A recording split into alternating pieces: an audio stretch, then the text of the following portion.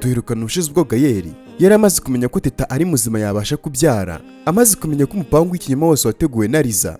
Ubwo GAEL nta kindi kintu yakoze, yatangiye gushakisha TETA mu muhanda hose, ari nako kandi amasaha akomeza gucaho burira atarabona TETA. Ubwo kandi tugarutse kuri Liza, yaratashye maze ageze iwabo ku gipangu, atarinjira Shyaka abaraje maze Shyaka ati uvuye hehe? Liza ubwo aramureba arimyoza, agiye kugenda maze Shyaka ahita amufata ati niwe ndimo ndabaza mani, uvuye hehe? Ni ibiki wagambanye na Tona? Kandi ni kuki washatse kwica TETA ukoresheje imodoka? Liza ati ariko uzi kushira n'isoni Shyaka, reba ariko nk'ukuntu bumfashe. Ubwo Liza ahita amwirekuza maze ati uzi ko ariko wibagiwe uwo uri wa Haridi, wowe ntabwo ukiba hano, nta nubwo ushinzwe ibyanjye, ndetse kandi ntabwo ushinzwe n'ibyo nkora byose, kandi ureke kungendaho. Ubwo Shyaka ati umenye ko ibyo ukora byose mba nkureba, kandi umenye ko naguhagurukiye, nutitona nzatuma wishyura ibyo wakoreye TETA. Nyagasani ubwo Liza ahita aturika agaseka maze ati ariko hari ubanza unamukunda si gusa. Shyaka ati ngerega nshyigikira urukundo. Liza aramubaza ati ninde se utarushyigikira urwo rukundo uri kuvuga? Nanjye ndarushyigikira di, niyo mpamvu ndimo ndakora uko nshoboye kose kugira ngo ndubone. Shyaka ati nese ninde ndakubwiye yuko bashaka urukundo basenya urundi? Ariko reka nkubaze Liza, ubundi iyo utekereje neza wumva uri muzima? Liza ati Shyaka ntidupfa ubusa rwose, ntunkire muri mudu mbi. Shyaka ati ese ubundi ubwo utekereza iki? Gushaka kwica umuntu koko kugira ngo bagukunde? Gutekereza nk'injiji se? Ninde akubwiye ko ari uwagukunda z'uburyarya bwawe n'ubugome bwawe? Wowe ahari utekereza yuko GAEL yabura TETA umukobwa witonda kuriya agakunda weho wincakura? Niyo waba uri umwere kandi rwose nta kosa wakoze, ntabwo ashobora kuba yagukunda, kuko GAEL ni umusore udakwiye umukobwa wese ubonetse. Rero ndakwinyize rwose reka kurushywa n'ubusa. Ubwo Liza ati bikurebaho iki se ubundi? Ese ubundi kuki uri kwivanga muri ibi ngibi? Ni njye wabitangije kandi nzabisoza neza. Ikindi kandi ushaka kubyivangamo, kuko rwose wabigenderamo pe. Ndabizi neza ko GAEL adashobora kunkunda, kandi rwose nibyo pe, ntago akwiye umukobwa nkanjye, ariko na TETA ntabwo azamubona. Mwese muri kunyiyenzaho mumbwira ibyo mushatse, ariko ntabwo bizambuza gukora nanjye uko nshoboye kose kugira ngo tubure GAEL twembi, kandi rwose si kera gahunda n'ejo. Nyagasani Shyaka ati ufite gahunda nziza, ariko ndakumenyesha ko utabikora mpari. Abo ukunda urara ubibabwiye, n'abo wanga kandi ubibabwire. Mbese nyine buri umwe ushaka kugira icyo ubwira urara ukimubwiye, kubera yuko imva urimo gucukura ni wowe nzayishyinguramo. Liza ati sawa tuzabireba. Ubwo ako kanya mama Liza ahita aza maze ati ese igihe wahagarariye hano uri mu biki Liza? Ubwo Liza wari warakaye ati n'urwo ruhungu rw'amabinga rurimo rurambaza ubusa. Nyagasani umukobwa ahita agenda. Mama Liza ati urakora iki hano Shyaka, ko nakubwiye ngo ujye kure y'umuryango wanjye? Ubwo Shyaka aramusubiza ati ngese najye kure gute na ruriya rukobwa rwawe wagira ngo rufite ikibazo cyo mu mutwe? Sinzi nyine ikintu ari guteganya gukora, ariko sinzemera yuko agikora, kandi azicuza ari munsi y'ubutaka. Shyaka ahita agenda. Mama Liza ubwo byaramucanze, maze ahita yinjira mu nzu. Tugarutse kuri Vika ari mu modoka agenda, yabonye umuntu umeze nka TETA aryamye ku muhanda, maze avamo arebye asanga niwe koko, ariko nyine TETA ameze nabi cyane. Viki ahita amufata amushyira mu modoka, nuko baragenda. Tugarutse kandi ubwo kuri Liza, yaraje maze yinjira mu cyumba cye, agiye kubona mama waraje maze ati Liza ni ibiki ushaka gukora? Liza ati wese bikurebaho iki? Ngiye ngomba gukora icyo nshaka, kuko namwe mugiye kunyoherezaho mushaka ntanahazi. Mama Liza ati ariko ibyo ushaka gukora byose ntabwo Shyaka azakorohera, kandi ushobora guhura n'ibindi bibazo rwose. Liza ati ibihe bibazo se? Ni ikihe kibazo nahura nacyo kirenze kuba narakunze umuntu nkamufasha nzi yuko azankunda, ariko agatinyuka akandutisha agakobwa ko mu cyaro nka kariya ko ngo ni TETA? Mama Liza ati ariko urabizi rwose GAEL yakundaga TETA cyane, ntabwo byari gushoboka yuko rwose akunda wowe. Liza ati kubera iki se? Ngese ndi umukobwa mubi? Ubwo nyine byose ni amakosa yawe rwose na papa, kuko nyine mwabyaye umukobwa mubi. Ariko nta kibazo, ejo TETA azabona yuko Liza ngiye rwose ntahomba njyenyine. Mama Liza ati Liza ndakwingiza rwose wiba umuntu mubi pe. Liza aramusubiza ati nabase umuntu mwiza gute narabyawe nawe? Niba ufata abasore ukabagurisha, njye nabuzwa n'iki gukura mu nzira abangambaniye. Mama Liza ati biratandukanye ariko njyewe ntabwo nagurishaga abasore, ahubwo nakoreshaga ubishaka. Uretse GAEL ubundi wagoranye bamukunze, ikindi kandi rwose nisubiyeho, ndetse kandi njyewe na GAEL tumiranye neza, ariko weho ukomeje rwose gukora udatekereje pe. Teta wamutesha agahinda azamarana ubuzima bwe bwose, kuko ntabwo ntekereza ukuntu waba utazi agahinda ko kutabyara ukuntu kamera. Liza aramubaza ati azabuzwa n'iki se kubyara? Azabyara rwose yongera abyare, nabishaka akomeza abyare, ariko azabyara n'undi muntu utari GAEL. Nyagasani Mama Liza ati ariko se waretse abandi bana koko bakiberaho neza? Liza ati abandi bana? Njye ntabwo ndi umwana, sinkwiye kubaho neza se mama? Ako kanya Papa Liza ahita amaze ati ese kuza habaye iki? Ntabwo ushobora kuzibaho ngaho, cyangwa uba ukeneye yuko umuntu avuga amagambo menshi? Nizere ko witeguye kubera yuko ejo nyuma ya saa sita uzagenda. Liza ati ese nzajya hehe? Nta nubwo wambwira ngo nicare byibura nzi n'ahantu nzajya? Ubu koko uzamfata unshorere nk'itungo ntazi n'ahantu ngiye? Ubwo Papa Liza aramubaza ati nese urasezera nde mwabanye neza? Niba warananiwe kuba inshuti nziza kuri GAEL na TETA kandi ari abantu bicisha bugufi, urumva abandi bantu koko mwarabanye muti? Aho uzajya uzahamenyera ku kibuga cy'indege. Nyagasani Liza ati menya ariko hari mugiye kungurisha. Papa Liza ati kiretse ngize amahirwe rwose nkabona umuntu wakugura, nako nagutangira ubuntu wowe kuko nta gaciro gifite. Menya nahitamo kukugumana rwose kubera yuko wowe nakugurishaho rwose ngiye naba mutuburiye pe, naba mwibye. Umukobwa utagira ubwenge nta kintu aba amaze. Liza ati ese papa ntago ngira ubwenge? Papa Liza ati wapi nta bwenge ugira, iyo nitegereje neza mbona usigaranye ubwenge bwo kujya kuri toilette bwonyine, kandi ubwo ngubwo niyo wabushyira mu ipusi ntiyafata n'imbeba. Nyagasani Liza ati nta kibazo uvuga ibyo ushaka, n'ubundi byabaye byarabaye, n'ibizaba kandi mu byitege. Ejo hazapfa umuntu kandi rwose uko mwakitambika kose ntago muzahagarika rwose urwo rupfu. Umukobwa ahita asohoka. Papa Liza ahita arakara maze ati rwana njye rwose mama narutuzuye pe, sinaninzi yuko mfite umukobwa w'injiji bingana kuriya rwose. Mama Liza ati uyu mutuka mureke, umuvuga nabi rwose ukanamubwira nabi nkumva rwose warengereye nawe pe. Papa Liza ati nagenda apfa urwo yapfuye, ubu se navuga ko nabyaye umukobwa kuko nk'abandi? Reba ibintu byose yakoze koko, banseka pe. Mama Liza ati ariko anteye ubwoba nanjye, ariya magambo avuze arakomeye cyane. Papa Liza ati ayahe magambo se? Mama Liza ati nyine ari yavuze ngo ejo hazapfa umuntu, ngo kandi uko twakitambika kose ntabwo tuzahagarika urwo rupfu. Papa Liza ati none se ugize ubwoba bw'iki? Ubundi se wabuza abapfa gupfa? Hari ubwo wahagarika urupfu se ubundi? Buriya nyine urupfu rwamutashye nirwo rurimo ruramukoreramo akavuga, wabona nyine ari we uzapfa mwihorere. Mama Liza ati wikifuriza umwana wanjye ariko ibyo bintu byo gupfa. Papa Liza aramusubiza ati simbimwifurije, ariko nirumushaka rwose ruzamutware kuko yakoze amahano uriya mukobwa.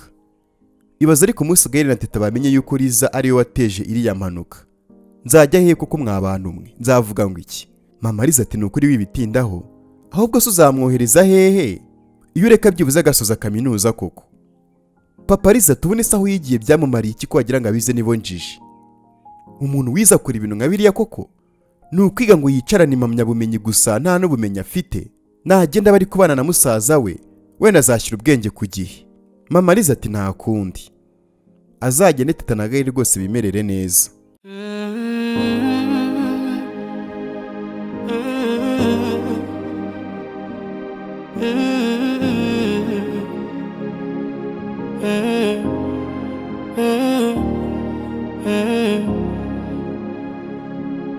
Ubwo tugarutse kuri Vicky, yagejeje TETA iwe maze akomeza kumwitaho, ariko kandi atavuga. Baragenda maze bicara ku irembo ubona yuko TETA ameze nabi. Ubwo Vicky ati TETA njye rwose n'ubu ngubu sindumva ahantu wari ugiye, ubona yuko kandi bwari butangiye no kwira.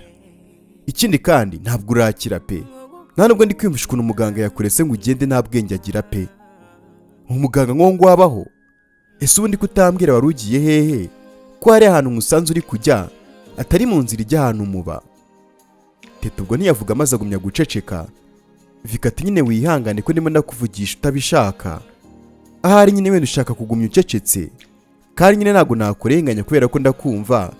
Ntabwo byoroshye rwose kwakira ibyabaye, gusa nyine ntabwo ukwiye kwiheba TETA, umwana atangwa n'Imana, ntabwo ari abaganga bamutanga cyangwa se undi muntu uwo ari we wese. Nyagasani ubwo Teta nabwo ntabwo yamusubije, ahubwo atangira kurira. Ako kanya Tona abaraje. Tona akibona Teta ati Teta umeze uti? Vika ati mureke ntabwo ashaka kuvuga. Tona ati none se ubundi yavuye kwa muganga gute? Kuki utahamagaye Gael ugahamagara njyewe? Ubwo Vika asubiza Tona ati ntabwo nari guhamagara Gael, kandi Teta yamubwiye ngo agenda mureke, rero nyine nahisemo guhamagara wowe nguze mwe muri kumwe. Tona ati nari nzi yuko utanyibuka ariko. Ubwo Vika ati kuki se naba nakwibuka? Tona aramusubiza ati erega nyine ukuntu nyitwaraho biratangaje, wagira ngo nta kintu kigeze kiba hagati yacu. Ntunguye no kubona umpamagara umbwira ngo nzi, nta nubwo nari nzi yuko rwose wakemera kunyinjiza mu nzu yawe. Vika ati nyine ibyabaye ntabwo bivuze yuko ntakuvugisha mu gihe biri ngombwa, kandi nyine we na Teta muri abavandimwe, ntabwo nari kubura kuba nabikubwira. Tona ubwo abaza Vika ati ese kuko ntabwo uzigera umbabarira? Vika ati ariko naragusobanuriye Tona, nzakubabarira ari uko wakoze ikintu ntegereje yuko ukora, kandi ugomba gutekereza nyine ukamenya icyo kintu icyo ari cyo. Tona ati ese uracyankunda? Vika aramusubiza ati ibyo ngibyo si ingenzi muri kano kanya. Tona ati ese urumva nzamenya gute icyo ushaka ubundi? Ubwo se ninyimenya nkagikora, imivumo bamvumye yaramaze kungeraho, uzaba ukimbabariye? Vika ati kora uko ushoboye rero nyine ushaka ikintu ukora kugira ngo iyo mivumo ntizakugereho, kandi sinzahora ngutegereje rwose kuko nta muntu ugeze akunzirikiraho. Nimbona undi kandi umeze neza njye nzikomerezanya nawe, kuko sinitaye ku muntu utekereza hafi nkawe rwose. Tona ataha ntibizoroha. Vika aramusubiza ati ndacyashaka no kureberega niba wararetse ibi wakoraga we na Liza, kuko n'iriya manuka yabaye kuri Teta ndayitekereza rwose sinyumve neza. Ariko nacyo reka ibyo ngibyo tubireke, ahubwo ujyana Teta kuryama kandi ugume hafi ye atikanga. Tona atoke nta kibazo. Ubwo nta kintu umukobwa yakoze, yahise afata impanga ye maze baragenda. Viki kandi ubwo agumaho ngo yicaye muri salo, maze umusore ategereza akanya gato. Ako kanya wa mukire Charles abaraje maze ati Viki numbwira yuko wabuze ibitotsi nkanjye hano, kuva cyagiye umbwira yuko uzaho umuryango wanjye uri sinongeye gutuza. Nyagasani Charles ahita yicara maze Viki ati nese uje gukora iki? Ubwo Viki nta kindi yakoze, yahise afunga umuryango ujya mu nzu, maze Charles ati nese ko ufunze ntabwo ushaka yuko ninjira mu nzu yawe? Ubu ngiye kuguma nicwa n'imbeho koko umuntu w'umusaza? Kuba twese turi ingaragu ntabwo bivuze yuko wamfata nka mugenzi wawe, kuko urabizi ngiye rwose ndakubyaye. Vika ati ibyo rwose ngiye ndabizi kandi rwose ndabikubahira, ariko se kandi uje gukora iki muri iri joro koko? Charles ati nyine gusinzira byananiye rwose wa musore we, nshaka kubona umugore wanjye n'abakobwa banjye, vuba ujye kubanyereka rwose kubera ko ntabwo nategereza ejo pe. Vika ati iri joro koko? Abantu bose rega baryamye. Charles ati wapi turabakangura. Tona ubwo arimo kuza yahise ahamagara Vika ati Viki reka nze nkubaze. Vika ati si ngombwa yuko uza hano sheri, gumaho ngo ndaje magusanga umbaze. Nyagasani Tona yumvise Vika amwise sheri maze abyibazaho cyane.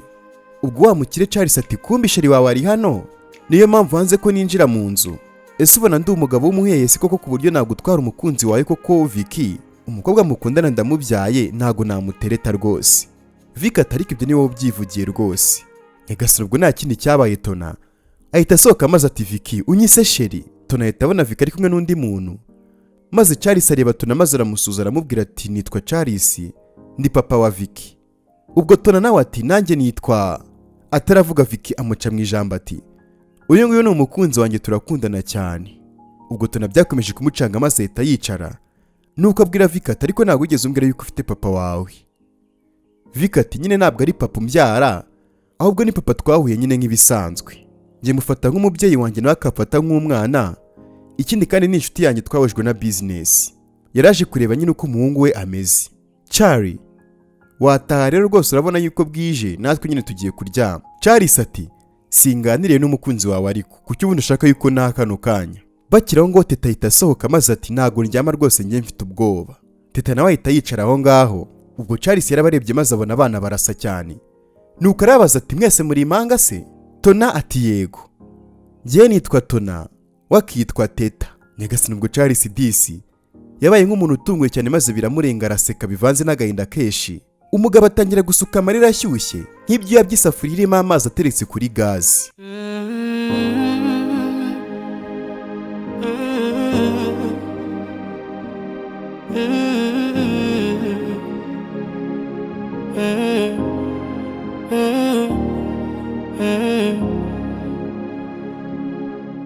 Hagati aho tugarutse kuri Gael, yari yicaye hanze nuko maze mama Gael ahita aza nuko ati ntumbwire ko kugeza n'ubu ngubu utaramubona.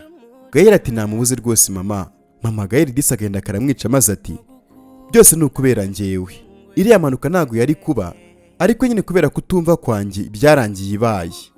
Byose nako byapfuye akubwira ngo ugende umureke nawe ukemera. Yagize ngo n'ubundi rega ntabwo wamushakaga maze ahita yigendera koko. Gael ati subu kuko ndamukora hehe mama, nta n'ahantu ntarebeye, ariko habe no kumurabukwa pe. Mama Gael ati nese uje kuryama. Gael ati nese nagira gute mama. Mama Gael ati ngo iki, ngo wagira gute, ubwo se bishoboka bite ko ugiye kuryama. Gael ati nese ndari mu muhanda mama mushakisha. Mama we ati nyine genda urareyo kuko n'ubundi nawe ntabwo uzahana agiye kurara, genda umushake ugaruka umubonye. Gael ati ndumva ari kuri mu rukundo nawe. Mama we aramusubiza ati wowe se ntarwo urimo.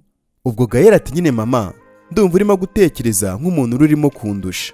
Mama Gael ati erega ndangayitse wa mwana we, ibyabaye byose ni ukubera njyewe, rero nyine ndifuza ko TETA atazongera nyine kugira ikibazo ahura nacyo, ugomba kumurinda. Niyo mpamvu ndimo ndakubwira ngo nyine genda ujye kumushaka ugaruka umubonye, kuko ashobora guhura n'ikibazo icyo ari cyo cyose kandi ntago yari yakira rwose pe. Gusa ariko nyine abaganga b'iki gihe rwose baratangaje. Ni gute bemera ko umurwayi agenda wenyine kandi bazi yuko ameze nabi. Gael ati mama ukuntu se ataramenya n'inkuru nziza nari muzaniye. Mama Gael ati yihe nkuru se kandi. Gael ati mama ibaze ko TETA nta kibazo afite azabyara.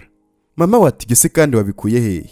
Gael ati nyine niko muganga yambwiye, ngo muganga bamutegetse kutubeshya yuko atazabyara kugira ngo ngiye mwange, kandi mu by'ukuri uriya mwana ngo nta kibazo afite azabyara, ndetse kandi n'aka kanya bamutera inda byakunda akabyara mama. Mama Gael ati bivuze ngo nzabona umwuzukuru rero. Gael we none aha ngaha tuvugana genda ugaruke uzanye TETA kandi buke mutegura ubukwe. Gael ati sinsubira mu muhanda mama, nzareba ko ejo azaba yabonetse. Mama Gael ati subundi ubwo kuko ninde wategetse umuganga kutubeshya ko uriya mwana atabyara. Gael aramubaza ati urumva se nyine yaba ari inde wundi. Mama Gael ati yaba ari Liza, ariko ubundi uriya mukobwa ni muzima, menya ariko ashimishwa no kubabaza abandi bantu. Gael ati mama reka tujye kuryama, ejo ku mugoroba dushobora kwimukira muri ya nzu nziza nkahita nanatangira akazi k'umunsi uzakurikiraho. Mama Gael ati wa mwana ibyo ngibyo nta kintu bimbwiye mu gihe TETA ataraboneka, banza umushake ubundi ubone kuvuga iby'amazu meza n'akazi.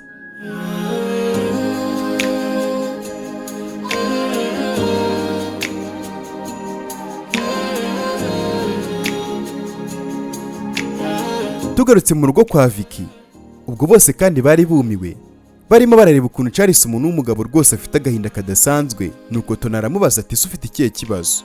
Charles ati nta kibazo mfite, nta kibazo mfite rwose bana banjye, nuko nishimye cyane, ndumva nishimiye ukuntu mwakuze mukaba beza.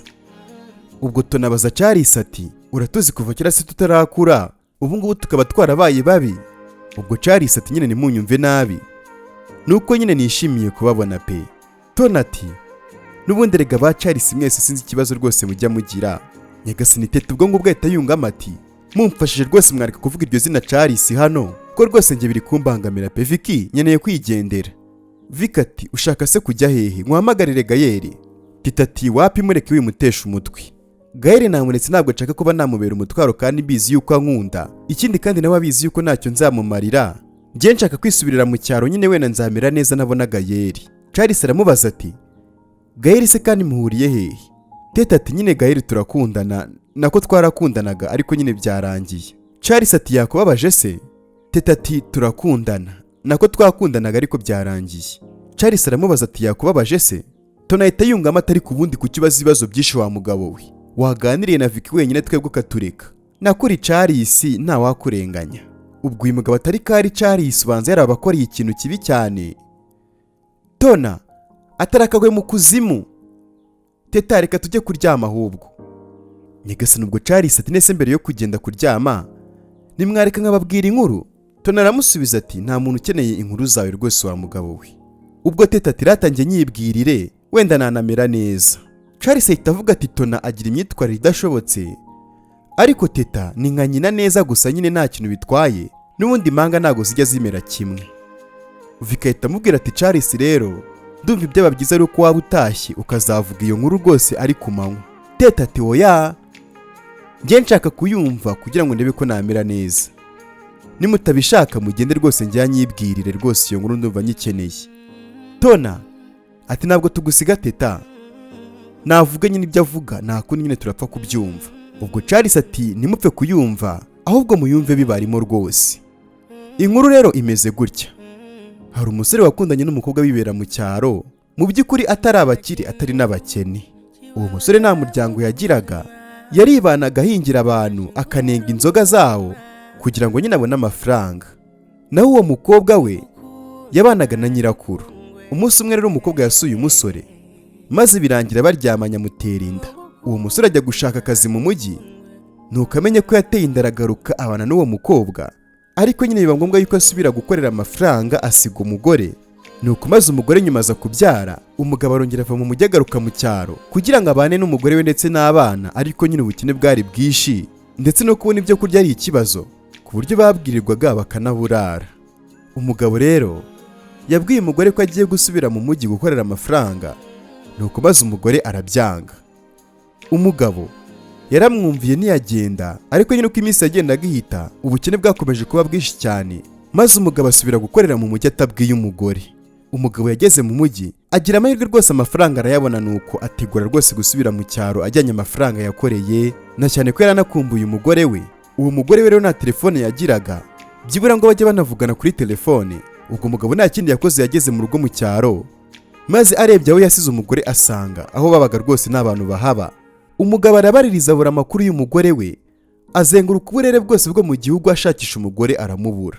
Umugabo yakomeje gukora cyane, anakomeza kandi gushaka umuryango we, ariko birangira awubuze neza burundu. Gusa umugabo ntiyavuye ku izima, kubera yuko n'ubu ngubu baracyategereje yuko umunsi umwe azabona umuryango we, ndetse kandi azakomeza gukora cyane kugira ngo azahe umuryango we ibyo yagezeho. Ikirenze kuri ibyo, uwo mugabo ni umukire cyane, afite byose, ariko agiye gusaza atarashaka undi mugore. Nyagasani Teta ati yo, mbega inkuru imbabaje. Naho Tona ati rwose njye ntabwo iyo nkuru imbabaje, nta kintu kibabaje na kimwe kirimo, ahubwo uwo mugabo yarasaze. Yakaba yarashatse undi mugore, kuko nyine wa mbere birumvikana yuko yapfuye. Ni gute se wabura umuntu mu gihugu hose? Yarapfuye rwose. Ngewe uwo mugabo namugira inama yo kuba yashaka undi mugore, cyangwa se nyine akishakira agakobwa kakiri gato basangira ayo mafaranga akisazira neza. Teta ati nta kindi n'ubundi bari kuvuga Tona, iyo nkuru njye irambabaje bitewe nyine n'ukuntu uwo mugabo yasize umugore we nyine atamubwiye, ariko nanone nyine ndamwumva kubera ko yabonaga nyine ubukene bukabije, kandi nyine yagombaga gukora nk'umugabo. Ikindi kandi uwo mugabo yageze mu mujyi akora cyane nyine kubw'umuryango we, ariko asubiye kubareba arababura. Nyuma ntabwo yigeze ashaka undi mugore, kubera ko nyine byumvikana ko yari agikunda umugore we wa mbere, kandi nyine ko ahora anamutegereje. Uwo mugabo rwose ngenda mukunze pe, byibuza agira urukundo.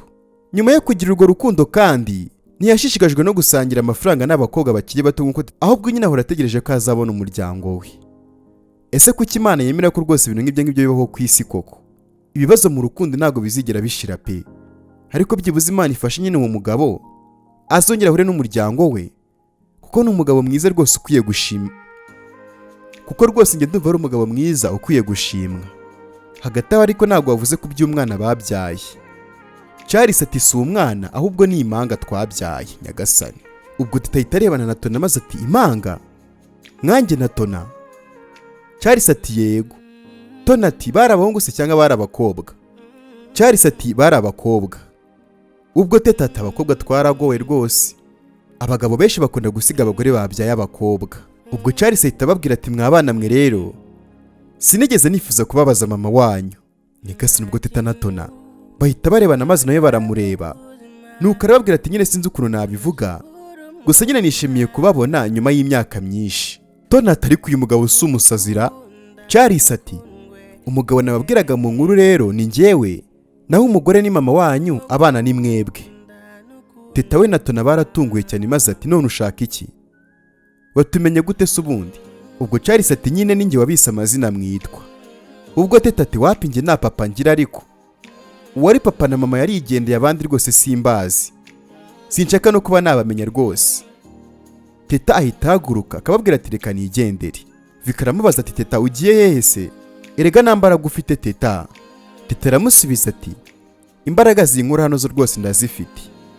Umukobwa ahita agenda maze Charles ati Tona. Atarakomeza kuvuga Tona amuca mu ijambo ati njye ntabwo nitwa Tona, gumana amazina yawe wanyise, ndajya gushaka ayandi. Tona nawe ahita agenda. Ubwo Vika ati ngaho reba nawe rwose ibintu ukoze, nashakaga kubanza nkabaganiriza nyine kugira ngo muzahure nta kibazo bagufiteho, ariko urabyangije. Charles ati nta kibazo Viki, ntabwo nababuza kurakara, ariko nta kibazo bazanyumva. Hagati aho ngaho ariko nyine nkeneye kumenya aho mama wabo ari. Vika ati mama wabo yarapfuye. Charles agwa mu kantu maze ati ngwiki sinabyizera, mama wabo yishwe n'iki kandi ryari? Vika ati hashize nk'amezi 3 apfuye, nawe nyine cyateye urupfu rwe ni indi nkuru, banza wenda wishimire ko ababonye, ibindi nabyo bizaza nyuma. Charles ati bari abakobwa ntago boroshye nababonye pe, noneho uriya ngo ni Tona ni icyago pe, ubundi kuki ari we mukundana? Vika ati ntago tugikundana. Charles ati naho se Teta? Vika ati nyine Teta akundana na GAEL.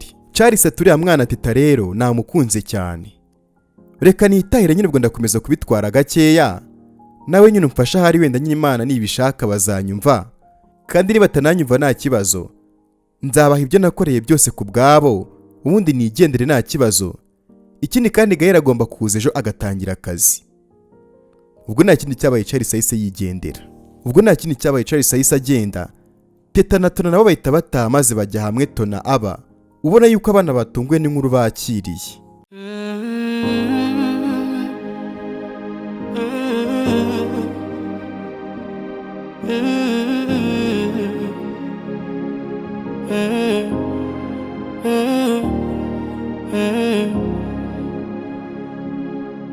Bwarakeye mu gitondo GAEL agiye kugenda ngo ajye mu kazi. Mama GAEL atari kugaye ugiye kujya mu kazi koko utarabona Teta? Ubundi kuri kubyirengagiza. GAEL ati tuza mama, Teta barimo baramushaka kandi nugira ikibazo baraza kumubona. Mama GAEL ati none ugiye mu kazi rero? GAEL ati nese koko uragira ngo ndeke kujyayo mama? Kariya kazi ni ingenzi cyane, ngomba kujyayo kubera yuko ni umunsi wa mbere kandi rwose nk'uko nabikubwiye ku mugoroba turaza kwimuka. Mama GAEL ati ngagenda nta kibazo. GAEL ati sawa mama ugira umunsi mwiza kandi ndagukunda cyane mama. GAEL ahita agenda. Mama GAEL ubwo yagumye yicaye aho ngaho. Hashize akanya Liza baraje maze ati mwaramutse. Mama GAEL ati twaramutse nyine, wese ko waramutse, uzindukiye hano gukora iki, ngufasha iki? Liza ati sinzi impamvu urimo kumbwira nabi ariko. Mama GAEL ati abantu babi mukwiye kuvugishwa nabi. Ubwo rero waruzi ko tutazabimenya, turabizi ko Teta nta kibazo afite di azabyara. Ubwo Liza aramusubiza ati ni byiza nyine ko mubizi. Mama GAEL ati niba nta kikugenza rero wagenda ukava hano. Liza ati nyine naje hano kuva kare, mbona uri kumwe na GAEL, ariko mbonye agiye ndavuga nti reka nze tuganireho gato. Mama GAEL ati urumva naganira iki nawe? Subwo ngubwo we twaganira iki? Twaganiraga naramenya agaciro k'umukazana wanjye Teta di, ubu ngubu rero narakamenye. Imodoka wambwiraga n'ibindi byose wari kuzama ntabyo nshaka, kuko erega n'ubundi weho ntabwo mbona mu muhanda ngiye kwambuka bagiye kungonga ngo ushyire ubuzima bwawe mu kaga uze kuhankura, kandi ibyo ngibyo Teta yarabikoze. Ibaze kwirengagije ko bashobora kumugonga akaza nkurikiye ngo amfate maze bituma bamugonga. Uwo mwana kuko urumva namunganye iki koko Liza? Nge nzahora mwubaha kandi mukunde cyane nk'umukazana wanjye, nashake nazangurire n'igare, ariko byibuze arankunda ngiye n'umuhungu wanjye. Ariko wewe urikunda unakoresha amafaranga y'iwanyu ugakanga abantu. Liza ati nyine niyo mpamvu nanjye ndi hano, sinkoresha amafaranga kugira ngo nkanga abantu, ahubwo ndakubwira nushaka ubyumve cyangwa ubireke. Ngiye icyo nshaka kumenya nuko nkunda umuhungu wawe, ntabwo ushobora kumubwira akareka Teta. Nyagasani Mama GAEL ati niyo yamureka ntabwo yamureka kubera wowe. Liza ati ngiye kumurangiza rero. Mama GAEL ati ariko wiga ubwicanyi wa mukobwa we n'ubwihebe, uramurangiza se niwe rupfu numva bavuga? Ubundi wewe urinde wo kuvuga ngo urarangiza umuntu utaremye. Usibye nawe kandi na Satani ntiyarangiza umuntu Imana itabishatse. Wemerewe kuba wavuga icyo ushaka cyose kuko uri umwana w'umuntu, ariko ntabwo wemerewe gukora icyo ushaka cyose kuko ntabwo uri Imana. Nguhaye rugari rwose, ngagenda umurangize nk'uko ubivuze. Ngagenda rwose umukurikira, ubu ngubu tuvugana ntabwo aragera kure. Ubwo Liza atari kumenya hari wagize ngo ndimo ndakina. Mama Gael ati ntabwo uri gukina gusa, ahubwo ubanza urimo no kwikinisha. Uzi ko wagira ngo abana bo mu bakire muvukana ubwenge bukeya, uko mukura bugenda buyoyoka burundu pe. Urumva koko ngiye n'imyaka mfite yose wazukanira ubwo ko wishakiye? Genda ukora icyo ushaka. Niba hari nimba uri gucukura, genda ucukure neza rwose, ariko iyo mva burira ari we rwose tuyishyinguyemo wa mukobwa we. Mama Gael atayinjira mu nzu maze arafunga, aramubwira ati Liza reka niryamire utanera n'umwaku muri kino gitondo. Nyagasani ubwo nta kintu cyabaye Liza n'umujinya mwinshi cyane yarababaye maze ahita agenda.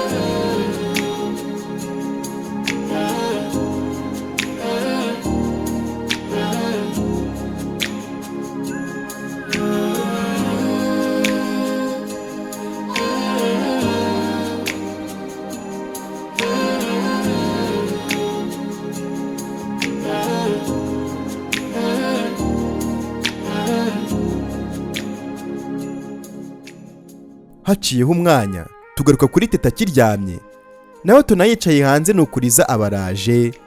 Liza ati Tona vayo tugende. Tona ati tujye hehe se? Liza ati tujye gushyira ya gahunda mu bikorwa. Mu kanya nyine nyuma ya saa sita ndajya kurira indege, nuko nyine nigendere. Rero nyine vayo tugende, nsiga nshyize mu bikorwa ibyo niyemeje. Ubwo Tona ati ibiki se kandi wiyemeje, nyibutsa neza. Liza ati nyine kwica Gael.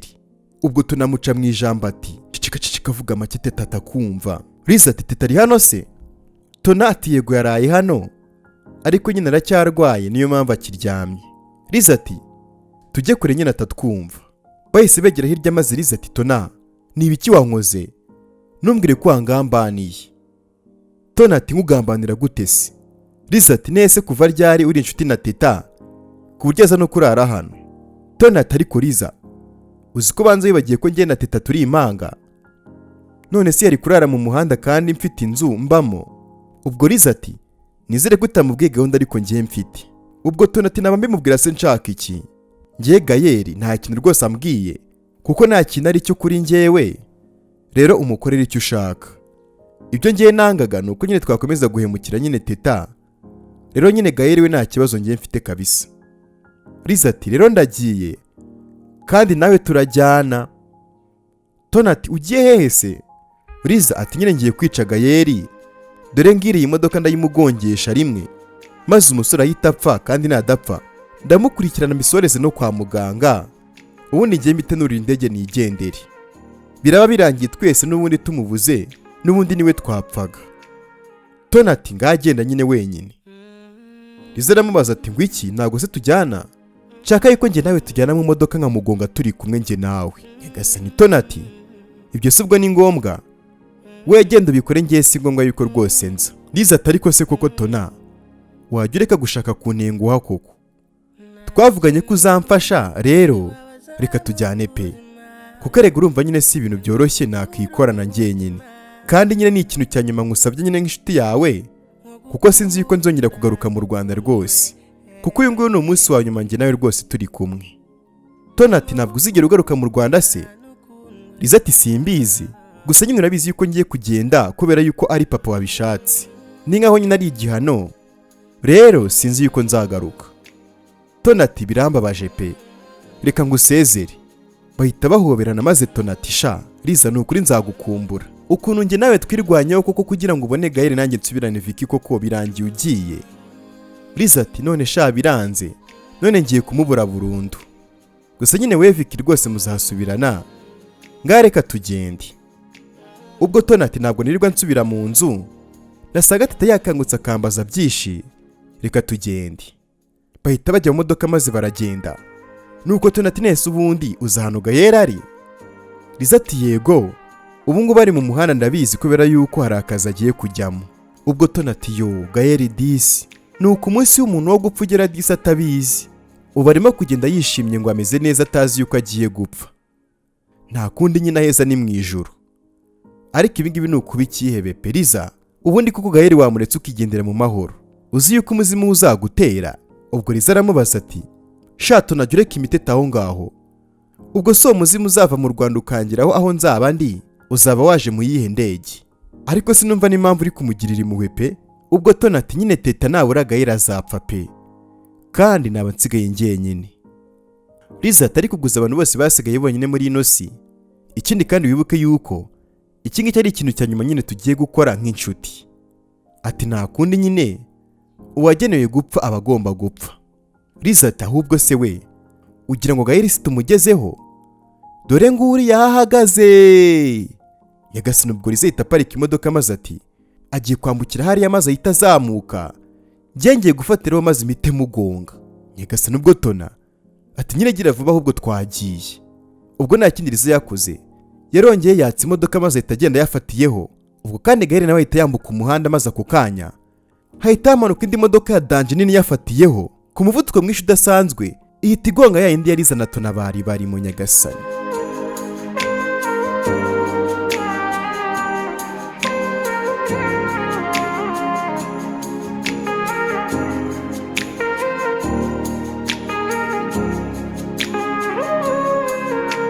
Uratekereza ino modoka igonze iyo Liza na Tona bari barimo ari iyandi? Iri ngiri se ryaba ari ryorezo rya Liza na Tona? Ahangaha ni episode ya 17 irangiriye. Nucikana episode ikurikira tumenya ibikurikiraho. Reka twese duhure muri comment maze duhane ibitekerezo mu mbwira uko mubyumva nanjye mabwira ukuntu ndi kubyumva. Niba kandi ari ubwa mbere ugezanga cyangwa se ubwa mbere wumvise ijwi ryanjye, wakana kuri video subscribe kugira ngo udacikwa n'ibice bikurikira by'ino nkuru. Njye mukomeje kubana kuri micro nitwa Samu, murabizi yuko mbakunda cyane. Make sure subscribe. I love you all guys. Thank you. Ngokukunda nukundwe